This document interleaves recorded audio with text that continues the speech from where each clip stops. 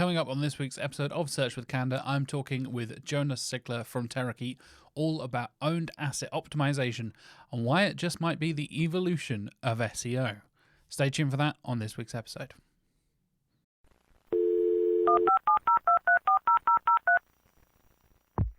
Hello and welcome to this week's episode of Search with Candour. I am Jack Chambers-Ward. I am your host as always, and I'm joined this week by Jonas Sickler. We're going to talk all about owned asset optimization, and it might not even be a phrase you've heard before. I'd only recently been introduced to it, funnily enough, by following Jonas and the team at Terrakeet for a little while now, and I think it's a really interesting way of re-understanding and recontextualizing your content strategy going forward and thinking about the content and assets that you and your team are creating, whether that's for yourself or for your clients, and thinking about things in a little slightly different way, essentially, and thinking about the strategy behind it and how much control you have over your own content and the platforms that you're publishing your content on as well.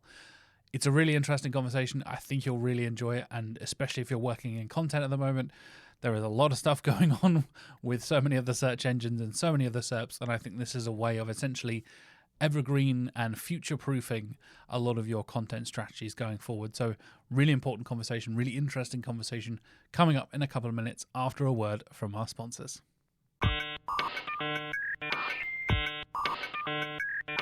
The first sponsor for this week's episode is Also Asked. You can go to alsoasked.com and check out this fantastic and unique intent research tool. As we probably already know, search intent is at the core of everything we do as SEOs.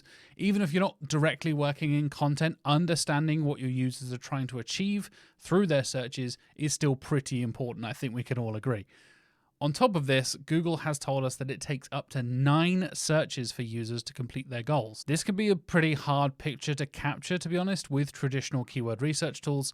So what if you could get hold of up-to-the-minute questions that users have asked that have been clustered by intent by Google themselves? Well, that's exactly what Also Asked actually does. Also Asked mines and organizes Google's People Also Asked data in real time, showing you the next most likely question your searchers are going to ask. Best of all, it's completely free. You don't even need to create an account to try out Also Asked. Of course, if you do find it useful, there are paid options as well. We have the free, we have the light, and we have the pro options in terms of accounts that you can subscribe to. At the touch of a button from these accounts, you can download not only the questions people are asking, but also the answers Google has selected, the website URLs, and the titles that are ranking for those answers as well. Also Asked has the world's only API for People Also Asked data, meaning you can combine this data you're pulling from whatever questions you're asking directly into tools. You can combine it with things like ChatGPT to really supercharge your content briefs and transform the way you write content at scale.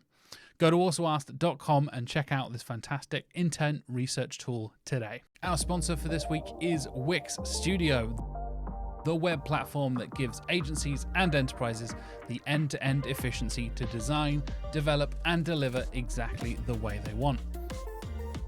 Whether you manage 10 sites or 1,000 sites like some agencies do, here are a few things you can do from start to finish in less than 2 minutes on Studio. You can set up native marketing integrations with Google, Bing, and more in just one click. You can save so much time by reusing custom templates, widgets, sections, and design libraries across all of your sites, instead of having to build them from scratch each and every time. You can easily create seamless handovers by adding tutorials, guides, and more to your client dashboards. And speaking of dashboards, you get a full 360 view of all of your projects from one workspace with total control. And whether you're working on your site with fellow SEOs, developers, other marketers, you're able to work on the same canvas at the same time with all of your team members. And of course, you'll be able to leverage some of the best in-class SEO defaults such as server-side rendering and automated structured data markup across all of your Wix sites. That is time up, I'm afraid, but the list keeps on going. Step into the Wix Studio by clicking the link in the show notes or the video description down below and see for yourself. Thank you so much to Wix Studio for sponsoring us here at Search with Candour.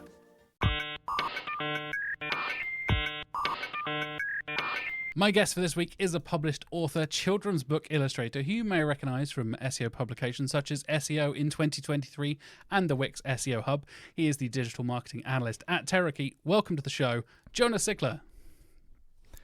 Thanks for having me today, Jack. I cannot wait to talk about what topics we have lined up here. I'm excited. You brought a topic and you mentioned it in our little pre-show chat. For the listeners and viewers, I kind of go to my guests and say, what's the kind of thing you want to talk about on the show? What's something that is, exciting in SEO, or something, or the opposite side, something that's annoying you in SEO? Sometimes we have a rant on this show. We steal a gimmick from Morty Oberstein and we do an SEO rant sometimes. But we're talking about something positive, something interesting, and something you're kind of leading the charge for here, Jonas, that I'm very excited to talk about. The topic is the evolution of SEO into owned asset optimization. And as was the case with me, and I'm sure plenty of viewers and listeners probably have heard that term, but don't really know what it's about, or maybe they haven't even heard that term at all. So I guess my initial question is, why do we want to talk about owned asset optimization, and why do we think it is that next step in the evolution of SEO? Yeah, it's funny. There are a lot of questions about it, and some of them are sort of like, what's the difference between SEO and owned asset optimization? What's the difference between digital marketing and owned asset optimization? And so it's great to be able to clarify a lot of that. And there will be a lot of folks who are like, well, so it sounds like as you describe this, it's something that I've been doing. And that is right. There are some really smart marketers and really smart SEO folks who are kind of doing it. And that's exactly how we kind of came about it ourselves. We realized that we were doing this thing for a couple of, for at least a year or so, and it needed a name because it wasn't SEO anymore. It was something a little bit different, and we needed to get into it. And, some of the value that it provides is I think it unlocks a lot of opportunity for folks doing SEO to claim more value, more from the work that they're doing. They're creating all of these pieces of content and often only getting credit for organic conversions and organic traffic. And there's a lot more impact that they are having. And it is difficult to kind of convince leadership in a lot of brands to recognize the value and where it's coming from. And so owned asset optimization has a lot of different benefits, including expanding the value of organic by itself, also uniting marketing to help amplify what you create for organic across other channels in a more consistent way, and also controlling what's happening in the SERP as we enter into a world of generative AI and SGE. OAO can impact the way a brand is reflected in Google search results as well. Yeah, I think it's a really interesting conversation. We were briefly talking about this before we started recording, the whole discussion around bringing value to the organic channel and not just being stuck with how many clicks has this piece of content generated, how much revenue, how many conversions, all that kind of stuff, and kind of being totally segmented and siloed in your own little SEO channel and not looking out at the broader, bigger picture of what it's doing for the brand, for the client as a whole, for the site as a whole.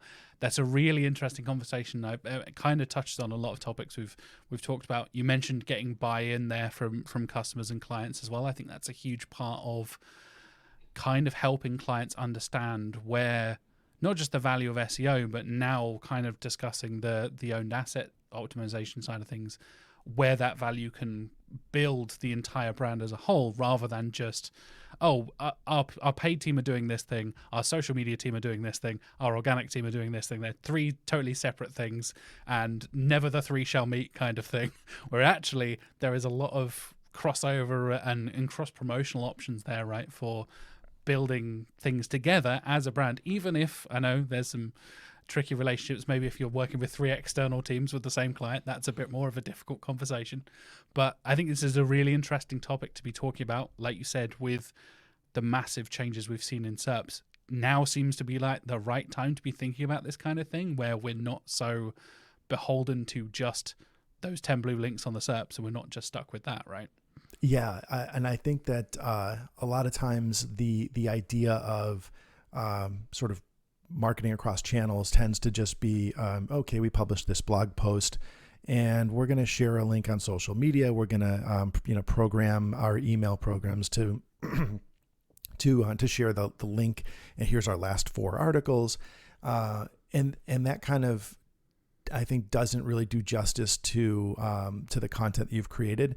So one of the main benefits of owned asset optimization is kind of taking what you created on your owned channels, which I guess we'll get into the definitions on all these things, and repurposing those things, atomizing them, and putting the value in the channels that you're sharing them out onto. So you're not just sharing a link, but you're rather saying, well, how do I explain some of the main key points from this article, and how do I potentially create a carousel on LinkedIn from that, create a video for TikTok, create a thread for Twitter, and maybe mention some of the key points in an email, so that people are getting a lot of the value of the thing you've created, but there's also the sort of referral back to that original source that you own and control on your website. Yeah, I think that's something I talk a lot about when it comes to podcasting, funnily enough, and the fact that this is kind of feels like a new medium. I know it's kind of been around for 15, 20 years at this point, but still feels like a fairly new medium, right? And so many people are moving into the video space, which I think is hugely positive, and a lot of people are not just writing a blog post. Now people are actually, like you said, repurposing the content, readjusting the content, and tailoring it towards that specific audience and that specific platform, which I think is key. You're totally right. So many of us fall into that common pitfall of just, I'll just share the link and then that'll be fine. And you don't actually add any value to that original post, right? Why should somebody on LinkedIn click on that link if it's just sharing the thing you've already done? Actually provide some more context, some more substance, some extra parts to it that I think can bring value to somebody on the social media side of things, let alone if they do choose to click through and experience the original content. So I know I'm getting excited. We're getting away with ourselves. What is owned asset optimization? Let's start with that kind of initial definition, and we'll dive in from there. Yeah, it is. I would consider it more of a go-to-market strategy. It is essentially there's a framework called the Mach 6, which is it's basically like a table, if you would imagine a grid of all of the channels that you can operate in with marketing, and all of your anything that you can control. And it's sort of, instead of, if you're familiar with the PESO model, it's sort of like, you have paid, earned, shared, and owned, and it's a channel first approach to marketing. So you say like, I want to go and, do something on social media. So let's create campaigns for social media. Whereas owned asset optimization is an asset first approach. It says, we're going to create something that we know our audience wants and needs based on search data. So if you think keyword data, right? And you pull that data in and you say, here's something that our audience really needs to know about. It's really important. So let's create an asset for our website, and it's owned and controlled. So that's the theory behind owned asset optimization, is that it's a framework that organizes all of your channels based on the amount of control you have over them. So the things that you have the most control over that should be prioritized would be your personas, your corporate channels, your blog, your website, anything that you can fully control, both the platform and the content on it. Those are your owned assets, and the asset can be the platform itself, or it can be a piece of content like a blog post that you create for it. As long as you can fully control it, that's the key piece, because as you move up from owned assets into managed assets, then you have things like social channels and email marketing, where you control the content, but you don't control the platform. And what's happening with Twitter, being taken over by Elon, a lot of changes happened. Brands sort of pulled away, and then, they aren't really sure how much to invest because they're unsure of what the rules are exactly.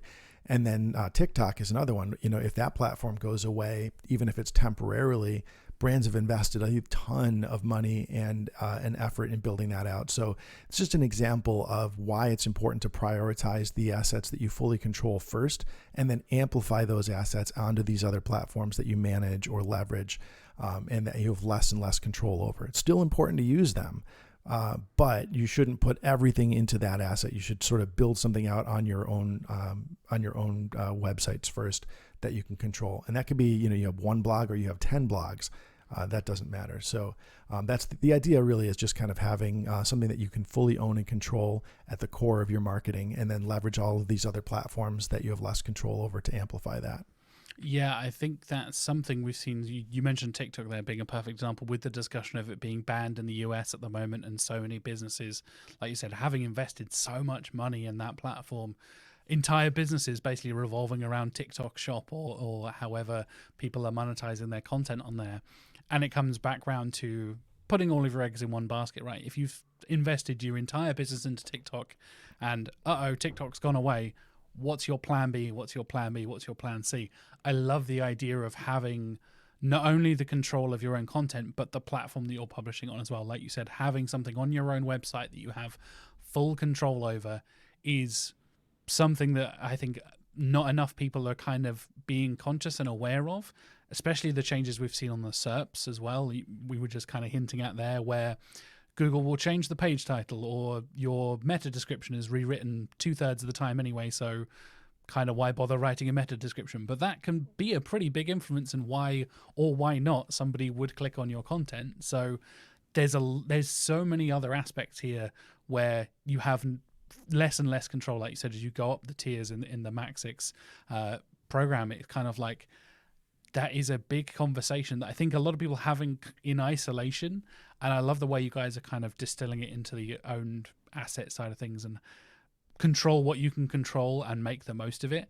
Funny enough, I hear that conversation a lot in like mental health discussions as well, where it's kind of like, oh, you're worried about things you can't control. Don't worry about that. Just think about the things you can control and how you can affect them and, improve your mental health and improve your life and things like that. It's a weird thing that I think a lot of us take for granted, where actually you can, because you have full control over it, you can do so much more with it. I just said that you can take a blog post and turn it into a podcast episode, and then repurpose that into a YouTube video that is a different format again. So have like a more, me talking to camera, single person camera, talking vlog style video, then a podcast episode where Jonas, you and I are talking about it for an hour or so. But the podcast is 50 minutes and the YouTube video is 10 minutes. The blog post is 2,000 words. Then the social highlights, we were just again talking about this before we started recording, the little social clips and snippets then work as 30 seconds or 60 seconds. There's so many different ways to repurpose your own content, the stuff that you have control over, that I think a lot of us kind of take for granted, right? Yeah. And even, when you create these things for these other channels, they can bleed over in and say you pull in part of the YouTube video into your blog post, embed that there. Maybe you have a podcast embedded in that as well, so that you're, when people reach you through one channel, they can discover that content and then go find it in other places. Some people don't like to read blog posts. They prefer to listen to a podcast while they're driving, and somebody else might rather sit and watch a YouTube video because they like to see the reactions on people's faces from the podcast. So so all of those things have value, and even things like influencer marketing, which traditionally is done off platform, that can be brought in. I've seen plenty of brands doing a great job of working with influencers and building out an entire section on their own website for those influencers. And then, yes, they also carry that content out to the platform where those people have audiences to amplify externally as well. But they also, they have a presence on their website where they have full control over it as well. Yeah, definitely. I think there's been a big conversation with you mentioned influencer marketing there, how much that can change. And again, you take that step of control away from you.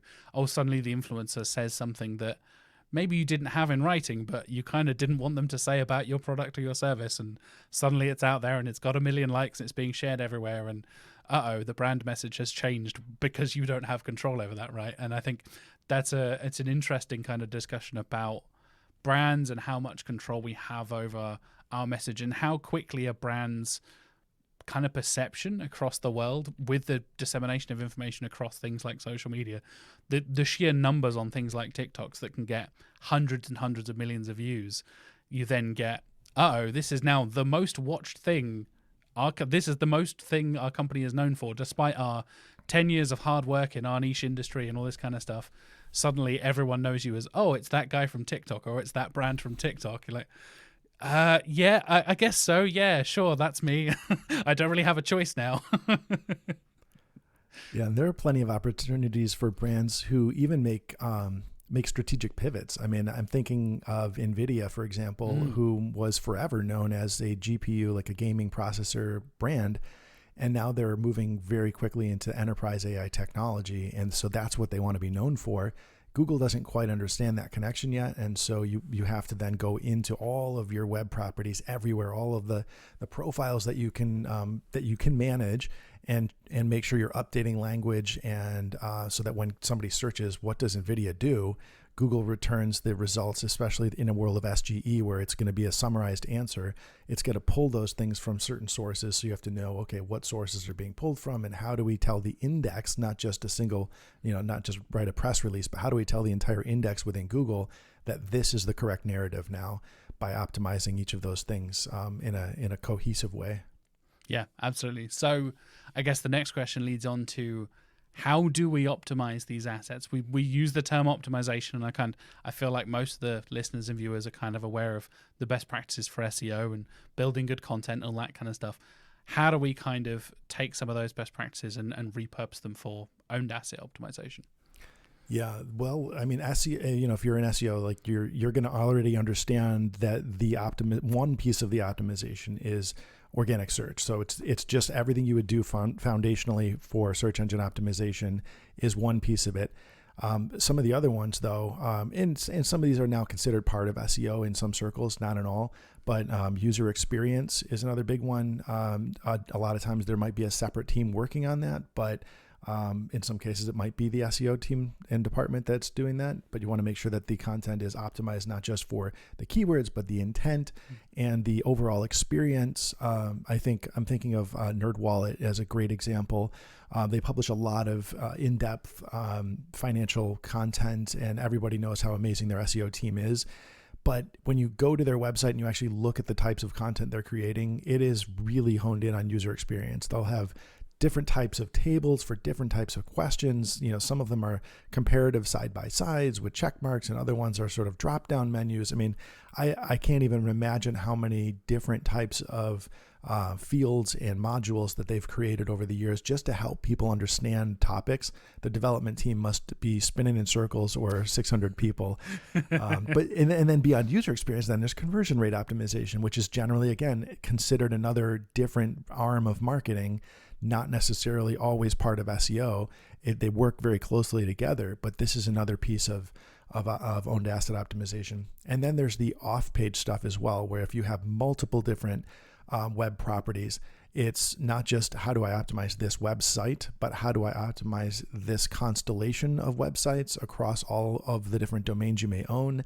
How do we make sure that they're not each one is sort of telling the story that it needs to within its own area, but then also collectively telling the right story for the brand. And then there's all the sort of things that you may not have full control over, your say like Crunchbase or any of these business profiles that you can make some changes to, LinkedIn, and you can kind of tell your story consistently across those different profiles, but you don't control the platform. But you still need to make sure that the messaging is consistent across those things. So that's another piece of it, is just making sure that you're optimizing the things you control, but then also what Google's going to pull into the search results, so that you're curating sort of your best profiles and your best content, ideally the things that you have most control over. And instead of just being like, whatever somebody publishes about us is going to show up in Google, and we have our one website at the top that hopefully gets all the traffic. Yeah, I think you mentioned like aligning with search intent there. Obviously, that is something we've been talking about a lot in SEO over the last few years, that kind of shift away from keyword focus and more about the search intent focus, and being aware of the non-linear kind of customer journey, right? And I'm totally guilty of this. For simplicity's sake and brevity's sake, so I don't have to talk about it for half an hour on every podcast, you use the customer funnel thing of the awareness stage and the transaction stage and all that kind of stuff.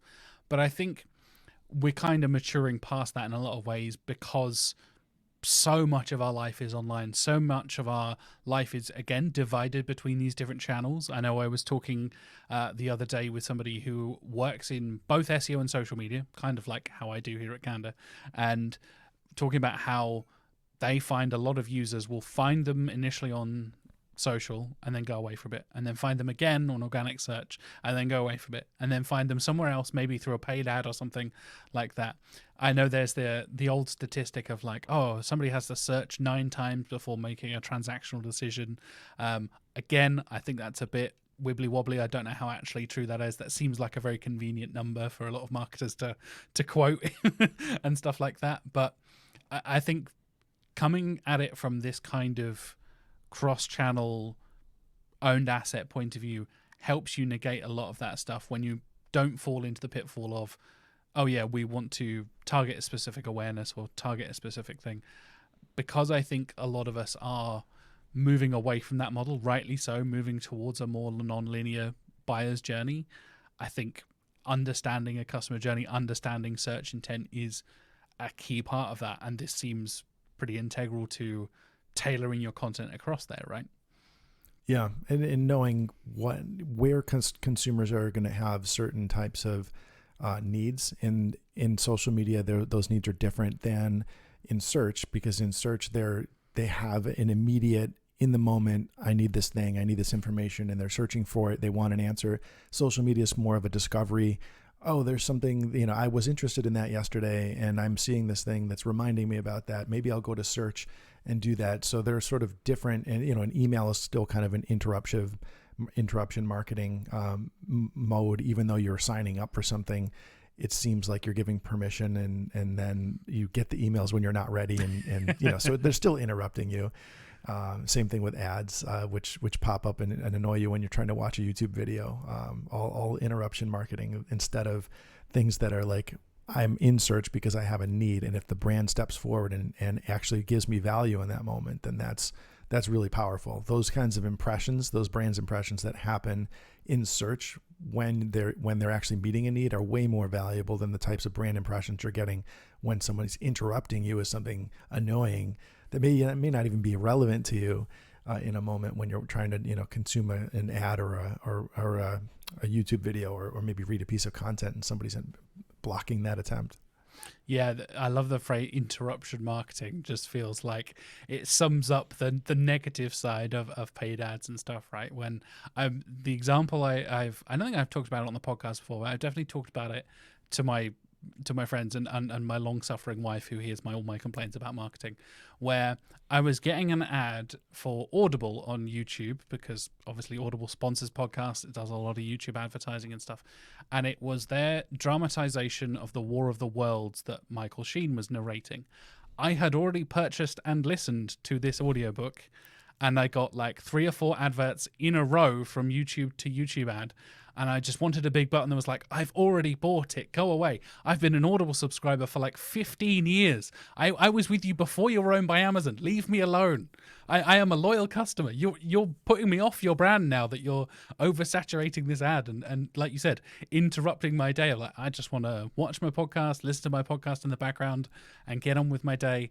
I don't want to hear the same 90 seconds that still, 3 or 4 years later, I could probably quote word for word out loud with the music cues and everything like that, because it was so ingrained in my brain. And sure, there is a positive side to that when you can get something, the classic kind of like 80s and 90s advertising on TV, where there's a catchy little jingle with every single brand, so you're stuck there humming it. Oh, it's that little cereal brand that you, next time you go to the supermarket, you think, oh yeah, they have a catchy little jingle, and I'll buy that for my kids or whatever. But I found it incredibly irritating as a modern internet user. Like, I get it. I am already there. Where's the I have already bought this button so you can leave me alone forever?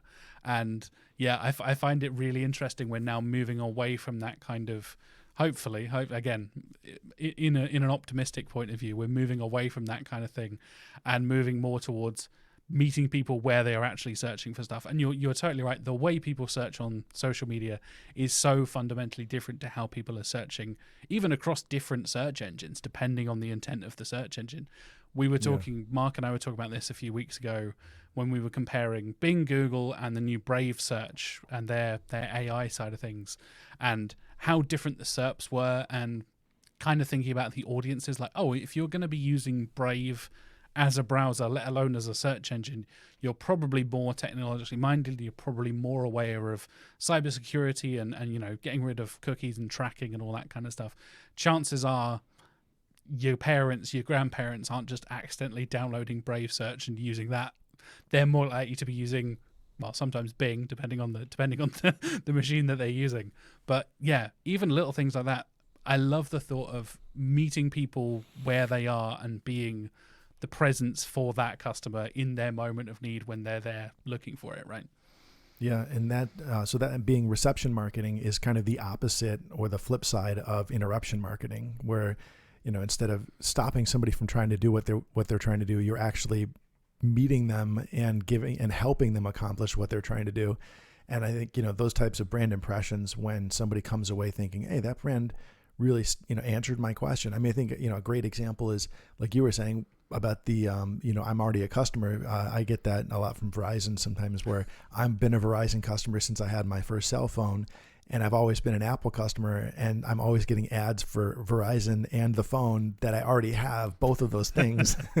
on the device as well. Yeah. But then when you're actually in market, when you're in, when you're doing those searches, like, how am I, what is the new phone's features, or I don't know, what is hotspot? Do I need a hotspot? Like answering questions that might be relevant to your brand and your service. That's when you want to kind of be seen by customers. But a lot of times the brands that show up in those moments are online publishers and aggregators. They're not the companies that actually make the products or provide the services. They're the sort of in between. Give me a cut and I'll refer you with a link to somebody else to make the transaction. And they're the ones that are publishing all the content and answering all the questions. So they're really the ones controlling the customer journey rather than the brands themselves, who are hyper focused on these big commercials and brand awareness things, or the transactions on the product pages. And they sort of miss that entire messy middle of, all the questions that people are asking that guide them to the decision. Yeah, that was something, funnily enough, I talked about in my SEO in 2024 segment with David Bain and the guys over at Majestic. Shout out to the Majestic team, they're awesome. And it was kind of a, if your customers have a question about your product or your service, you should probably be providing an answer to that question. And whether that is kind of leaning towards a lot of what Google has been talking about with the pros and cons side of things, you kind of need to start being more honest and open about the pros and cons, the positives and negatives to your service. Oh, sure, this SEO tool or this product or whatever it is, it's not going to be the single best thing and you never need to buy this thing ever again. Using the phone as an example, right? You're going to need to upgrade your phone at some point, because the iPhone 15 Pro will only last for so long until Apple secretly bricks it and ruins all that stuff. We won't talk about the corporate espionage side of things, but it's not going to last a lifetime, right? And you're not going to get stuck in that thing where, if, like you said, people are looking for what's the difference between the iPhone 14, iPhone 15, what's the difference between the 15 and the 15 Pro? Having all that comparison stuff. And I'm not an Apple user, I'm an Android user for the record, but credit to Apple, they have a lot of the tables and stuff on their website where it does compare the different products of, okay, the camera has changed here and that has changed there, but then you also get loads, and this is a whole huge industry of those tech reviewers, like you were saying, those aggregators, the tech crunches and crunch bases of the world that are doing all this kind of like YouTubers as well, doing a lot of reviews and literally holding up the phones. Like you can see that it's 5 inches of screen and then 7 inches of screen, and that's an experience. That's all silly stuff, right? Yeah, exactly. And when you think about like optimization, another way to optimize both the customer journey and a piece of content to help somebody make a decision, which people don't usually do. But what about just guiding somebody through some questions and saying like, hey, here's a tool. Answer these questions. There's like 5 or 6 questions about how you will use your phone, and we'll recommend a couple that might work for you. Like, do you take a lot of pictures? Do you want to take a ton of video? Do you need a lot of storage for your phones? Do you play video games on your phones? Like, do you watch a lot of movies on your phone? Like big screens, more storage, better camera, all those things that they answer those questions. Not only, number one, will you potentially collect some really good first party customer data for your marketing efforts, but also you'll guide them without making them sort of watch hours of video, because you're going to kind of understand their needs ahead of time just by answering a few simple questions and say, these are the phones that are going to be best for your needs. And it's just a simple tool is all you need to fill out a couple of yes, no, toggle buttons or something.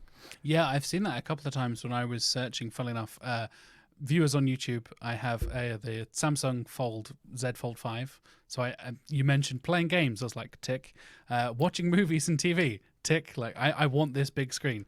It's pretty narrow when it's folded up, which is a bit annoying because I have quite big hands. But actually, the fully folded phone is the perfect size for watching a lot of content, having it feel not quite like a tablet, so you can conveniently, while my wife is watching something on TV, I can watch something comfortably on a slightly bigger screen on my phone, or while we're in bed, or whatever it is. There's the options there. And I went through that exact process of I almost had the second conversation with a friend of mine who was looking to upgrade. He's like, hey, you're the only guy I know who actually has one of those folding phones. Would you recommend it? And I was like, okay, first of all, how much do you watch on your phone? And I did exactly what you were just saying there, Jonas, of like, okay, I'm going to go through basically a questionnaire of your customer needs. I'm not affiliated with Samsung or anything like that, but I want to help my friend out and be a good person to recommend this to. He's like, you're techie, you know what's going on. Like, yeah, how much movies do you watch? Like, oh yeah, I watch a lot of Netflix, Amazon, Apple TV Plus, all that kind of stuff. Like, okay, cool. Do you play games on your phone? It's like, yeah, I do. It's like, then that's enough for me to recommend it to you. You'll be fine.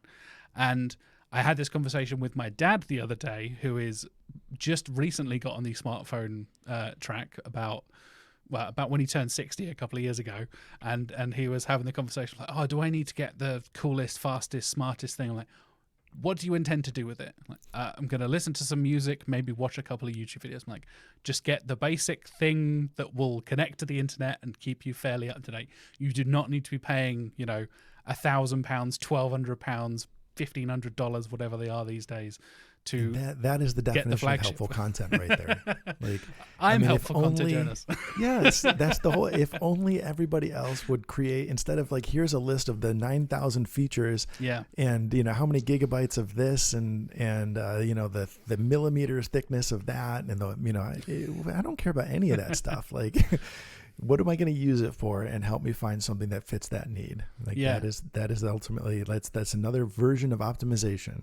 Yeah, I've seen it a couple of times.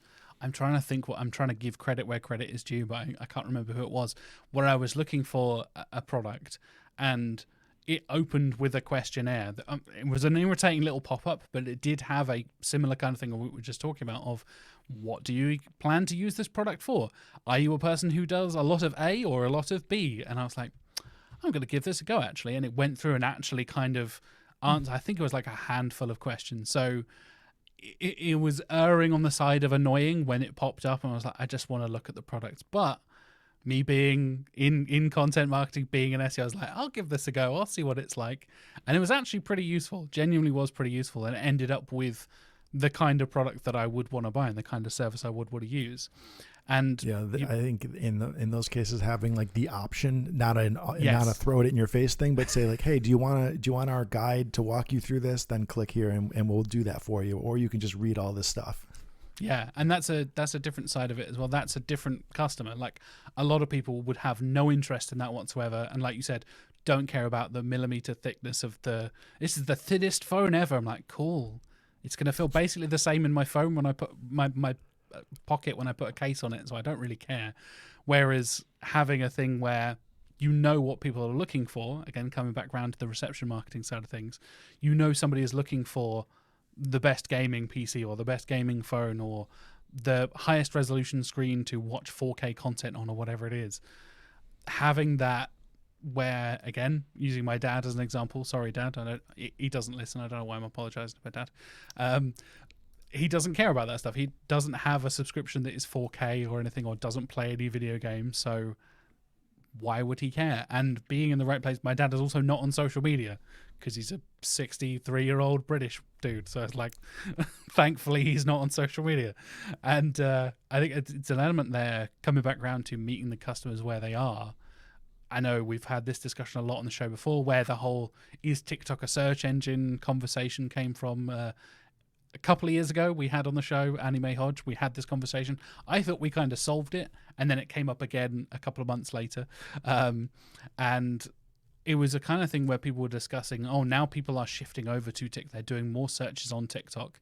And I think a lot of brands suddenly panicked, and I saw this from a couple of our clients as well. You know, you have the check-in call with the client, and they're like, "Should we be on TikTok?" I'm like, "Are your audience on TikTok?" That's the question you should be on. Not should you be on TikTok. Do you think your audience could be on there? Do you think you're going to be meeting your customers where they are, rather than just, should we just make video content for the sake of making video content because it seems like the cool thing to do at the moment? Yeah, that is an awesome point, because I mean that is literally the underpinning of owned asset optimization. Because it is an asset first approach. You're not thinking channel first. We need to be on TikTok because everyone else is. It's rather, we created this asset. Where would it make sense to put this beyond our website? That's the first place we're going to put it. But does it make sense to can we create value from this on TikTok? If the answer is yes, then go ahead and do it. But if the answer is, we're just going to read the blog post on TikTok, then maybe that's not going to be very valuable. So, you want to change it enough that it matches the platform and it matches what the user's expectation is going to be on that platform. You could read a blog post and put it in a podcast type format. That would make some sense, I suppose. But, you don't want to force something into a channel just because you think the channel, is working for others. Yeah. And I think that's a conversation a lot of people have when it comes to their competitors and stuff. When you look at the industry as a whole and you're thinking, oh, well, our competitors are here or our competitors are there. Like, yeah, that can be relevant. Are you actually serving the same kind of customers? How much? And I'm sure you've encountered this in your career as well, Jonas, where you come to actually your competitors from an organic point of view or from a social media point of view or whatever side of things you're looking at, whatever channel you're looking at is very different to what you think it is, when the client will say oh yeah, we know that we compete with brand A and B. It's actually brand X and Y are the ones that are eating your lunch on the SERP. So you need to be thinking about them when you're considering these assets and considering the stuff you're creating. Yeah, absolutely. We've been doing these big research projects called the brand breakdown, where we'll go and dive into a business category, something like auto insurance, student loans. And instead of, I know there's a lot of SEO tools that will say here's your search market share versus these other competitors. But generally the way those function is it's every single keyword that your entire website ranks for, and what are the crossovers between you and some other websites that have similar keyword rankings, but they don't allow you to sort of filter into a specific space. And so we had to build that technology ourselves, and it allows us to really kind of look at not only auto insurance, but cost conscious shoppers within the auto insurance space. And then which brands, what are the top 20 websites based on organic search market share, based on their ranking positions, the amount of search volume and the clicks that they're potentially getting. So then you can really see who is winning. If it's an auto insurance query, you'd expect the big auto insurance companies to be ranking, but a lot of times it is sort of the publishers that are, sort of the NerdWallets of the world that are publishing content that really does help guide consumers along the journey. They're the ones that are sort of outmaneuvering a lot of the bigger brands in these spaces. Yeah, that agility side of things I think is key for a lot of brands to compete, especially with the chaos we've seen on the SERPs, the post helpful content update, the recent updates we've seen coming here in May in 2024, the struggle to compete with the smaller publishers trying to then fight against the big household name brands and stuff like that. Being agile and being able to update and be on trend and be relevant to your customers and your consumers faster than the big brands can, because again, something we briefly talked about before we started recording, when you deal with big publishers and big brands, that has to go through the legal team, the C-suite team, that then has to get QA'd by another department before it gets cleared.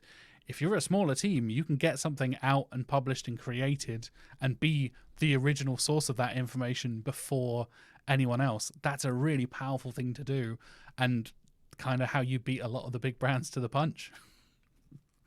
Absolutely.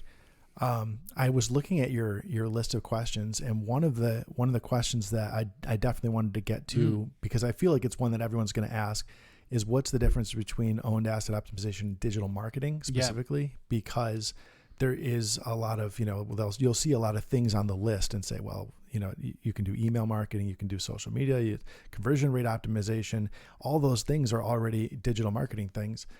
And I guess the best way that I would explain it is that I see digital marketing as more of a collection of tools. It's everything you can do if you want to connect with consumers online. But it's not an organizing principle. It's not a go-to-market strategy. It's just here's everything you can do. And almost always it is treated as sort of an a la carte sort of collection of things. Like, I would like you to do our email marketing and our social media marketing, please. And then, off they go and do that for you. But when you're looking at it through the lens of owned asset optimization, that's sort of a framework. It's a way to sort of, you don't need to do it all. And in many cases, you can't do it all or shouldn't do it all. But how do you sort of plot out your campaigns and your strategies across that, the Mach 6 of all the different tiers of control that you have across all your channels? How do you choose the things first that you control? And then, yes, do email marketing, but it needs to be an amplification from the things that you own and control first. It shouldn't be siloed and separate. And a lot of times I think that's the big issue, is that all these different things are treated separately by different teams often, and the content may be great, but it doesn't collectively work together in order to achieve a similar goal. It doesn't, ultimately it's, the same concept repurposed in different places to get people back to your website, and that being like the hub of everything where they should be engaging with you the most. Yeah, I think it's a really interesting distinction to make, because bringing in the strategic side of things, I think, is something a lot of us are very guilty of. I will hold my hands up at this, but for the vast majority of my career, not really thinking about the strategic side of things and thinking about the smaller tactics, right? You think about, like you're saying, oh, we'll do an email campaign about this thing, we'll do a social campaign about this thing, and you have a quick little thought of like, oh, this is on trend, we'll discuss this, or we'll follow up with an email about this. But having a framework to build everything around long-term, bigger picture, for me, that's where long-term success with clients, long-term relationships build and grow and become better and better. That for agencies and freelancers out there, this is how you then get more buy-in from the people going forward, right? You can give them that clear kind of strategy and framework early on. And like you said, going with that Mach 6 approach, going with this more strategic approach, I think allows you to be kind of 2 steps ahead of the game from the get-go, right? You don't come in with, okay, yeah, we're coming in as the SEO team and we've got to also work with your social team and your PPC team or whatever it is. Understanding, actually, we can all work together on this and build this thing together, and we're coming in with a strategic point of view. We're pushing this forward rather than just kind of chipping in a little bit. Feels like a very interesting modern way of thinking about marketing, for that phrase, because I feel like so much of marketing is still so ingrained in stuff that was true 100 years ago in newspapers, like, oh, it's still kind of true now. And as much as digital marketing does change, this feels like a step in the right direction for me in terms of pushing that strategic point of view to clients, to whether you're working freelance, whether you're working agency side, whether you're working in-house as well. Like, getting buy-in in-house can be incredibly difficult when you're having those conversations with the marketing manager or the C-suite or whatever it is, right? And yeah, it's a really interesting way to bring a framework to it and a strategy that I think a lot of people will wait to do down the line once, now we need to piece things together down the line. You come in with that day one, that's already a step in the right direction. Yeah, I think it allows higher level marketers to be able to sort of put some bigger values behind the things that are created. It's less about how many articles can we publish and how much traffic can we get, and it's more about how much value can we create around this one particular topic across as many channels as possible. None of the conversions are going to happen offsite. You're not going to have a conversion that takes place in an email or on a social platform. So ultimately, you do want to get people back to your site, but you need to sort of dangle enough value in front of them where they are so that when they recognize that repeatedly from your brand, then there's certainly a lot more trust. There's a lot more trust built up, and at some point, even when they're searching in organic, you may find yourself with higher click-through rates than you normally would, even if you're not ranking number one, because they're starting to recognize you as an authority. And maybe you rank number 4, but you have a position 2 click-through rate, because they're like, oh, I know that brand, and I trust them. I'd prefer to hear what they have to say about this matter. Yeah, that's when you really get into that sweet spot, when people are then searching you out or your brand out as the source of information. We come back round to the EEAT side of things, when you are the expert, you are bringing your authority to this topic, and suddenly people are like, oh yeah, Jack and Jonas have proven themselves as the best SEO podcasters. They know what they're talking about when it comes to SEO podcasting. And that's an element where I think, again, a conversation I've had with many clients over the years is like, how do we prove ourselves as an authority? How do we build ourselves as, a topical authority or an industry authority, or however they want to phrase it? Coming in with stuff that you can build over time, reuse, redistribute, all that kind of stuff allows you to, again, contribute to that bigger picture, build the brand. Value, I think, is the huge, not to steal a phrase, but the key word of the topic as well.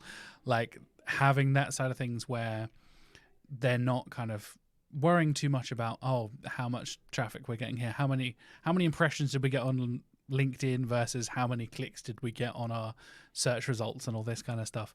Having the value there, where I've had it before. I had a client where we created some, I kind of accidentally did OAO, it feels like, and we created some assets for one of their content pieces, and they did it in their email marketing. They reshared it in a lot of their social stuff, and somebody commented to me out of nowhere about that brand, and I said, my team did that. And they were like, what, really? I was like, yeah. Oh, I saw that on Instagram the other day. I was like, that was me. I didn't directly do the thing, but I was part of the team that contributed to that thing. And it's like, yeah, it's a nice feeling. And I've had the similar conversations from clients where, oh yeah, that piece of content we created 6 months ago is still bringing in eyes and visitors to our site. And I think so many of us fall into the common pitfall of like, publish a blog post, never touch it again. 3 months down the line, it's less relevant than it was, and you've not kind of, it gets lost in the chronological nature of your blog if you're not doing nice pillar content and all that kind of stuff. It can really get lost in the shuffle. And I think this then allows you to build stuff long-term, reshare stuff long-term, and bring a longer-term value, the old LTV that we've been talking about in marketing for so long, that lifetime value of a piece of content, rather than just, yeah, we published 6 blog posts this month and they've got 100,000 clicks between them or whatever. It's like, oh, now you can actually see 6 months down the line, somebody, an influencer or whoever, shared that on social media, and it's now bringing attention to your brand again. It is really hard, I think, for a lot of, especially for marketers that have been around for a long time, to think in terms of equity, like you were just talking about, how much equity has this built for our brand? Because everything is measured. PPC is measured in, monthly, dollars in, dollars out, or quarterly at the longest. They're certainly not measuring PPC on an annual basis. And, a lot of big brand campaigns are like, we're going to run this ad for this sporting event and it'll air for a week or something, and then it goes away. And so they tend to think in terms of short-term ROI, and it's really hard to get people to understand that things like search and SEO, it's like you're going to put a bunch of equity into something now, and then you're going to, publish it forever, and it's going to be there. It's going to continue to grow value, and people are going to continue to discover it and convert through it. And yeah, it's going to need a little bit of little upkeep here and there. And the more you can do to amplify that across other channels is just going to increase the value even more. But it's not like a PPC where, although valuable for certain types of campaigns, is a very different strategy, and they really kind of can't be compared apples to oranges. Yeah, definitely. I think because you can't always necessarily measure that equity, right? You can't necessarily measure the brand awareness, as much as we joked earlier on about the SEO tools having like, here's your share of the industry voice of the thing. Like, that's a bit wishy-washy, a bit wobbly. Having that cell where it's not cold hard dollars. There's not cold hard cash in the CEO's pocket or whoever it is. It's a difficult conversation to sell, but I think, as we've just been saying for the last 45 minutes, that is the long-term growth of the brand. That is the, I know this is a conversation Mark has a lot of the time when we're onboarding new clients and stuff like that, this is a long-term game. This is a marathon, not a sprint.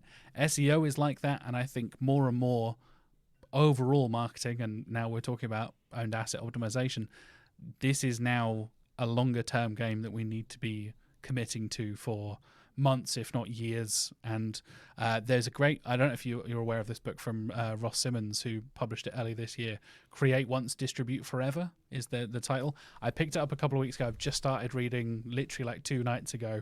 Very, very much enjoying it. And I think that just that little phrase of create once, distribute forever is a brilliant summation of how so much of us underestimate our value that we bring to our content. And I'm totally guilty of this. Like, oh, that was a great podcast. Anyway, next week's episode, and that just kind of gets lost in the shuffle, right? And people will, no offense, Jonas, people in 6 months won't necessarily be thinking about this episode. They'll be thinking about the one that just came out 2 days ago or whatever it is. But being able to do this, and here's a peek behind the curtain, I'm planning to do this with the podcast, funny enough, is do kind of in case you missed it, here's a previous episode. This was great. Here's a clip. Here's a highlight. Here's me sharing a previous episode.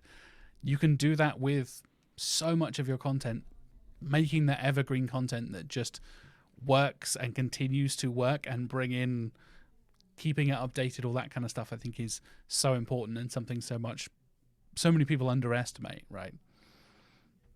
Yeah, thank you for mentioning Ross, by the way, because that was on the tip of my tongue. And at the very last moment, I was like, was it Ross? Or I just was like, who shared that exactly? And I didn't have it in that second, so I just kind of like moved on from it. But yeah, I've seen his many of his book promotions, and I've seen that concept that he's been putting out there for long before the book came out. And completely agree with it. It is absolutely something that has to happen. You know, when you create evergreen content, you want to keep promoting it to everybody. Yeah, and that's kind of what I'm trying to do here on the podcast, right? This is kind of the strategy behind a lot of what we do here at Search with Candor is we want to have these conversations where, you know, people might have heard of the term owned asset optimization, or like I said at the very beginning of the show, maybe not even heard of the term, but this is something that will keep coming up in discussions, and hopefully more people will learn about it through you talking on various platforms, Jonas, and you and your team from Terrakeet talking about it. And this is then an opportunity to reshare that and redistribute it and mention like, oh, the next time somebody mentions that to me, and I am totally guilty of this. I was literally having a conversation with our head of SEO earlier on, and he was discussing specific optimizations from pages and keyword targeting and cannibalization and stuff.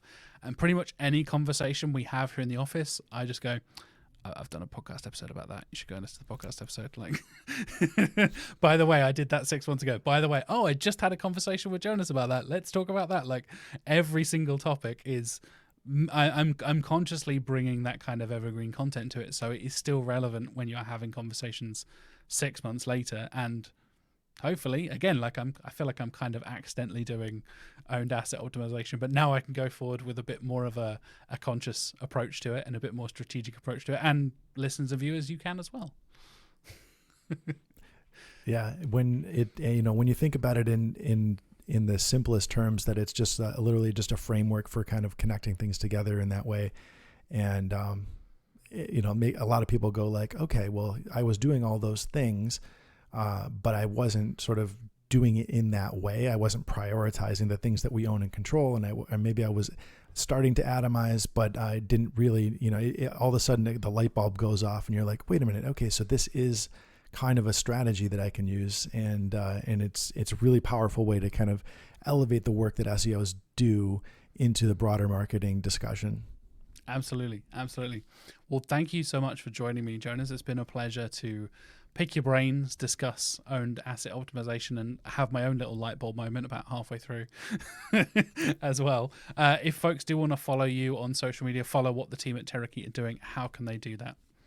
I think LinkedIn is probably the best place. We put out a lot of really cool content from Terrakeet on LinkedIn. There's an employment brand on Instagram if you're interested in looking at sort of what it's like to work at Terakeet. And I'm generally more on LinkedIn, doing more stuff there than anywhere else. So connect, follow, engage, join the conversation, ask questions. I think that has been pretty much the consensus for this entire season, which kicked off at the start of the year. Pretty much everyone said, I'm now on LinkedIn a lot more. Just as we were talking about Twitter about half an hour ago, right? Where it's like, yeah, fewer and fewer people are actually doing content on Twitter that matters, and brands and people are scaring away. I think SEO Twitter is kind of slowly shifting towards SEO LinkedIn a bit more, and we're kind of in that space a bit more. Yeah, it's either there or it's Reddit or Slack. There's a lot of dark social groups that I see people have gone off into, and I'm in one or two here and there, but I imagine a lot more activity is happening in those spaces instead of Twitter used to be incredibly active. Yeah, definitely. When I kind of broke out into the industry like 3 years ago now, it was like, oh, SEO Twitter is like the place to be. It's going to be great. And now, yeah, pretty much everyone seems to be moving. Like you said, various different communities on Slack. I know Noah Lerner's SEO community is fantastic. Shout out to Noah. There you go. I'm in. Jonas knew already. Shout out to Noah and the team behind that. It's a fantastic community. We have our own neurodivergence in SEO, the one I co-founded with Sarah as well. Lots of other stuff. I know women in tech SEO. There's LGBT in SEO. There's loads of other ones. There's specific ones for like measure stuff, so analytics specific ones. And if you really want to get niche and get nerdy, there's plenty of those kind of Slacks as well. And kind of like you said, the closed off community side of things. But also, shout out to you and the Terakeet team. I will put links for all of the content that helps explain all this stuff. So if you do want to read up, as we were saying earlier, if you want to read the content as well as listening to us talk about it, I will put links in the show notes for all of the Mac 6 stuff, all of the owned optimization blog posts, the brand breakdowns. I'll put links to all of that in the show notes. So listeners and viewers, you can go and check that out in the show notes and video description as well, and read some of the awesome content you guys are doing over at Terakeet. In other words, you're going to link to our owned assets. There you go. You practice what you preach, and I appreciate that, Jonas. This has been an amazing discussion. Thank you so much for your time, your generosity, for having me on, and for asking some really cool questions. Thank you so much for joining, man. It's been a pleasure. It's been a really interesting conversation. Really enjoyed it.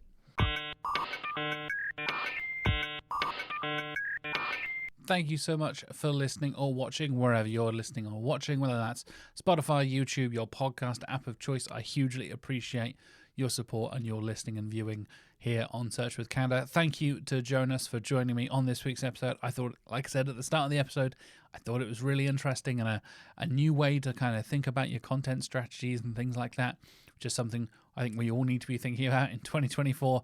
I've got some amazing guests coming up over the next few weeks, including Ray Sadiq, Shonda Nicole, and Amina Demiri Watson. We're going to be talking all about a variety of different things, lots of content ideas, funnily enough. Amina and I rant about the kind of SEO agency red flags and sins that so many agencies are guilty of, which is, I'm sure, something a lot of you listeners and viewers have experience of, as Amina and I do, and from our experience working in agencies. With Ray, I'm talking all about how you can create content and get ideation and ideas from various different platforms and bring it into your organic content creation strategies and processes. Ray is one of my favorite people to discuss multi-channel, multi-platform marketing with, and I think it's a really interesting conversation. It's also Ray's first ever SEO podcast, which is very, very exciting because I've been following Ray for a little while. And I've got Shonda Nicole, food blogger, travel ambassador, all-around incredible content creator, and self-proclaimed SEO nerd. And we're going to talk all about basically authenticity and how to establish your online authority through a consistent elevator pitch. And Shonda is somebody who I find really, really interesting, with so many different things going on at once and so many different elements to her business. And we talk about how she's able to bring her brand together and make everything work in a kind of consistent tone of voice and a consistent pitch and all that kind of stuff. Really, really interesting conversations coming up throughout June. Of course, Mark and I will be back at the end of June with our usual core update style SEO recap. I guess we'll be talking about this Google API leak stuff about a month late. If you want the latest news and updates for all the SEO news, You can go to coreupdates.com. That's Mark and I working on this weekly newsletter, which comes out just after this podcast comes out and includes this podcast, funnily enough. So thank you if you've joined us via the Core Updates podcast. It also includes 8 to 10, give or take, of the most important SEO news and articles and all that kind of stuff, and all of Mark's SEO tips, now solicited rather than unsolicited, because you've actually signed up for the newsletter. All of that week's SEO tips from Mark included in the newsletter are there as well. So if you missed Mark's posts on LinkedIn, or you're not keeping up to date with the SEO news stuff, I hugely recommend go and check out coreupdates.com and subscribe there. And every single Monday, you'll get a lovely little newsletter from Mark and myself delivered to your inbox. Until then, thank you so much for listening. I will see you next week and have a lovely week.